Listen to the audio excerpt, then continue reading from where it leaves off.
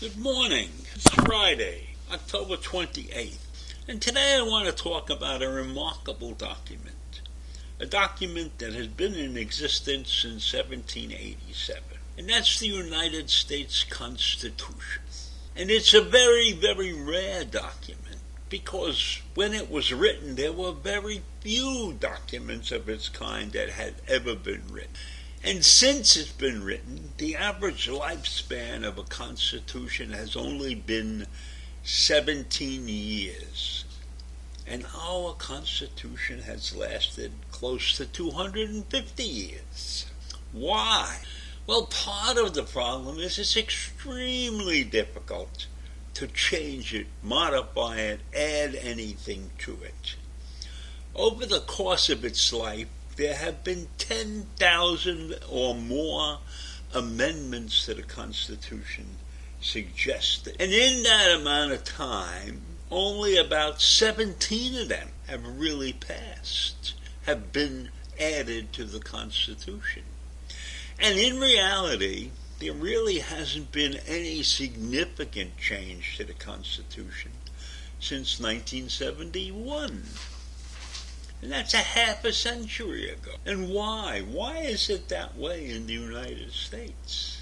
That's because the founding fathers knew it would be difficult to change people's lives significantly. And over the years, over the course of 200-something years, the attitudes in the United States have changed dramatically. At one point in time, there were many who considered never changing the Constitution. And now there are many people who are considering changing the Constitution. But it is strictly along party lines. So right now, the Democrats are in favor of changing the Constitution, while the Republicans are vehemently opposed to that suggestion. And I guess it all depends on who's looking at the Constitution and who's making decisions about the wording in the Constitution. And we all know that right now we have a very conservative Supreme Court, and therefore the Constitution is being viewed much differently than it has been viewed over the past 50 or 75 years. And that's causing a great rift in this country. And if you look at the history of the Constitution, there are little things that have happened that we may have forgotten or we never knew. The first 10 amendments adopted are called the Bill of Rights. But there actually were 11 amendments proposed when the Constitution was first written. And the last amendment, the 11th Amendment, was to abolish slavery. And that amendment was voted down. It never got the votes needed to pass. So you see, the Constitution in many ways is a reflection of society at any given time in this country. So when I look at the situation in this country right now, I believe in this question that was raised in an article that I was reading. Can constitutions outlive their utility and create diseases in the political process that distort democracy? Do you think that's happening in the United States? That we have a constitution that is forcing us to live under a democracy that is sick and unhealthy right now? Is that what's happening in the United States? That our document, 250 years old, is dying of old age, taking the country with it? Now, if it's true, if what I believe is the case, where's the vaccine that can possibly fix this Constitution? That vaccine requires probably a series of amendments.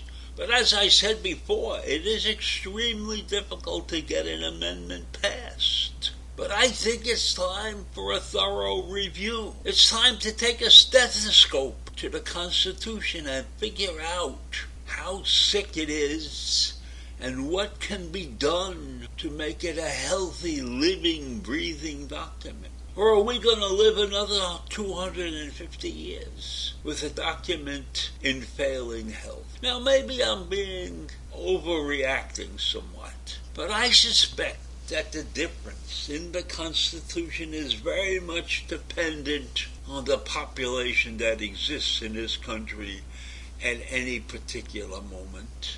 And right now, we have an extremely sick population, and that's reflected in the use of our Constitution. So if you think about curing the ills in the Constitution, you would have to depend on some methodology to make it easier to add an amendment or two to the Constitution. And that's what I believe that many in our universe right now would agree to, except that the states won't agree to that.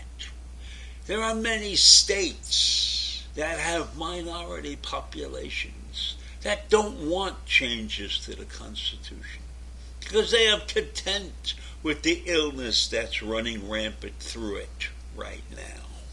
In fact, 72% of the Republicans would be are against changing anything about the Constitution. And the same amount of Democrats are for making it easier to get the Constitution back to good health, what they consider good health, what I would consider good health. So the Constitution is difficult to amend, but the Supreme Court gets around that by rereading the Constitution, by reinterpreting the sentences.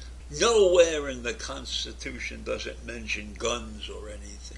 But a well-regulated militia means everybody can carry a gun. And there are many other instances like that within the Constitution. There's nothing in the Constitution that mentions abortion. But the Supreme Court found a way to read it and consider that choice is not an option. But there are many in this country that think the Constitution is very healthy right now. And so that's what we're living under. An unhealthy Constitution. A population that does not want the doctors to mess with it. Think about that.